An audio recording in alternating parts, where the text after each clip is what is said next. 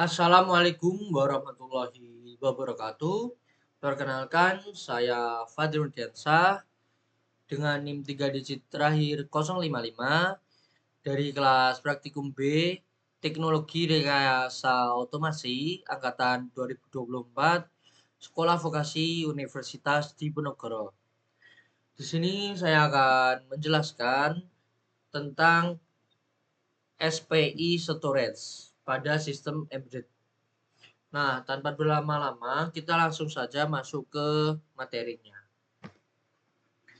Jadi, apa sih itu SPI?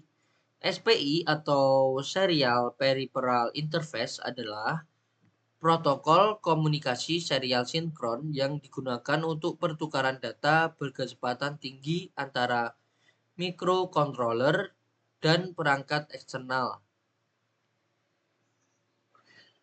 Jadi fungsi dari SPI ini pertama komunikasi sinkron dengan clock atau SCK, kecepatan transfer data tinggi, mendukung komunikasi full duplex, dan banyak dipakai dalam sistem embedded. Selanjutnya di sini ada cara kerja dari SPI. SPI memiliki 4 jalur utama. Yang pertama itu SCK, yaitu clock dari master ke slave, MOSI, data master ke slave, MISO, data slave ke master, dan terakhir ada CS atau SS, memilih perangkat slave aktif. Kelebihan dan kekurangan dari SPI ini, yang pertama, kelebihan yaitu transfer data cepat, komunikasi stabil, dan implementasi mudah. Dan untuk kekurangannya itu membutuhkan banyak pin dan tidak ada addressing bawaan. Selanjutnya di sini ada SPI pada STM32. STM32 memiliki modul SPI hardware berkecepatan tinggi yang mendukung berbagai mode komunikasi. Modul ini dapat beroperasi sebagai master maupun slave, mendukung DMA untuk transfer data efisien, serta komunikasi full duplex. STM32 banyak digunakan untuk membaca SD card, berkomunikasi dengan sensor digital, dan mengakses flash memori eksternal. Selanjutnya di sini ada SPI pada ESP32. Yang pertama itu ada HSPI atau Host SPI untuk komunikasi perangkat eksternal, digunakan untuk SD card dan modul TFT LCD dengan kecepatan transfer tinggi. Kedua ada VSPI atau Vertical SPI untuk sensor digital dan flash memory, mendukung DML dan cocok untuk aplikasi IoT berkecepatan tinggi. Dan keunggulan SPI pada ESP32 ini yaitu transfer data cepat, dukungan DMA penuh, efisiensi tinggi, cocok untuk IoT, SD card, TFT LCD, dan sensor digital. Selanjutnya di sini ada SD card interface. Yang pertama itu ada mode komunikasi. SD card mendukung dua mode komunikasi. Yang pertama itu SPI mode, kompatibel luas dengan microcontroller, dan SDIO mode, kecepatan lebih tinggi. Fungsi utamanya itu menyimpan data sensor, menyimpan file aplikasi, dan berfungsi sebagai data logger pada sistem embedded. Ketiga ada komponen pendukung. Yang pertama itu ada SD card modul, level shifter 3,3 volt atau 5 volt, dan SPI interface sebagai antarmuka utama komunikasi data. Di sini selanjutnya ada cara kerja SD card via SPI. Untuk pertama itu ada proses komunikasi, yaitu microcontroller mengirim perintah lewat SPI, lalu SD card menerima instruksi, dan data dibaca atau ditulis. Selanjutnya sistem file mengelola penyimpanan dan direktori. Untuk aktivitas utamanya yaitu read data, membaca file dari SD card, write data, menyimpan data sensor ke SD card, dan file manajemen mengelola struktur file dan direktori. Selanjutnya di sini ada flash memory. Flash memory adalah jenis penyimpanan non-volatil yang dapat menyimpan data tanpa catur daya. Terdapat dua jenis utama. Yang pertama itu NOR flash dengan akses sangat cocok untuk firmware, dan NAND flash berkapasitas besar cocok untuk data. Karakteristik utamanya itu dapat ditulis ulang, kecepatannya tinggi, dan konsumsi dayanya rendah. Digunakan untuk firmware storage, data logging, dan bootloader. Selanjutnya di sini ada file system storage. Pertama, fungsi file system yaitu mengatur penyimpanan dan akses data, membaca serta menulis file, serta mengelola direktori dan struktur penyimpanan pada media.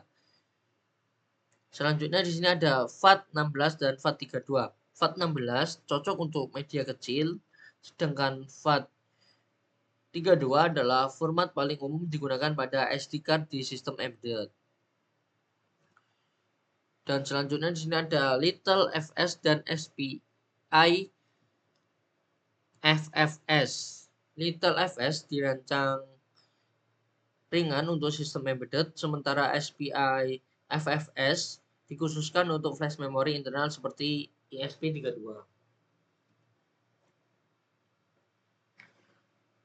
Selanjutnya di sini ada DMA atau Direct Memory Access, memungkinkan transfer data antara memori dan peripheral tanpa keterlibatan langsung CPU. Dengan DMA, data dapat ditransfer secara otomatis sehingga CPU bebas menjalankan tugas lain secara bersamaan. Penggunaan DMA pada SPI yaitu pertama untuk data logging, kedua untuk streaming data, dan ketiga itu untuk transfer data besar. Dan terakhir di sini kita masuk ke kesimpulan. Yang pertama itu SPI adalah protokol komunikasi serial sinkron berkecepatan tinggi. STM32 dan ESP32 memiliki modul SPI hardware yang mendukung mode master ataupun slave dan DMA. Storage media, SD card dan flash memory menggunakan antarmuka SPI untuk komunikasi. File system, FAT32, Little FS, SPI FFS mengelola struktur penyimpanan dan data secara efisien. DMA meningkatkan performa transfer data tanpa membebani CPU. SPS yang sangat penting dalam sistem embedded modern untuk penyimpanan dan komunikasi data. Nah, untuk materinya saya rasa cukup.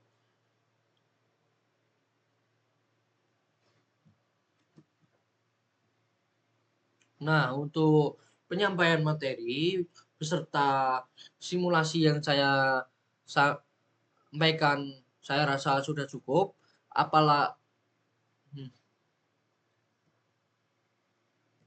Nah, untuk penyampaian materi beserta simulasi saya rasa sudah cukup. Nah, di sini saya sudah membuka untuk program di VS Code-nya. Jadi di sini saya sudah memprogram untuk dapat menampilkan tulisan Automation Engineering di TFT 77-nya. Nah, pertama di sini seperti biasa atasnya itu ada include atau bisa diartikan untuk library. Kita memakai Arduino, SPI, ada Fluid, dan yang paling bawah itu ada Fluid ST77. Nah, untuk pinnya di sini kita memakai MOSI-nya 23, SCLK-nya 18, CS5, DC2, RST4, dan BL32. Dan untuk daftar warna background-nya di sini ada red, blue, green, yellow, cyan, magenta, white, dan orange.